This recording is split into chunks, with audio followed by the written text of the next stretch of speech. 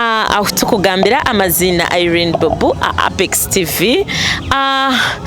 Kuna abanintambatamburo ku nashanga yo mushija kandi omushija wa man umushijo guriyare nyenda tugambire amazina ge atugambire na hakurugane byarukora twakushemerera sebo mu studio za Apex TV.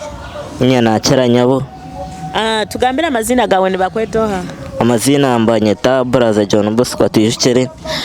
Brother John Bosco tuyishire no ruganka hi Nendaga Riyonza Mugombori ya Rugarama mu district ya Ntungamo.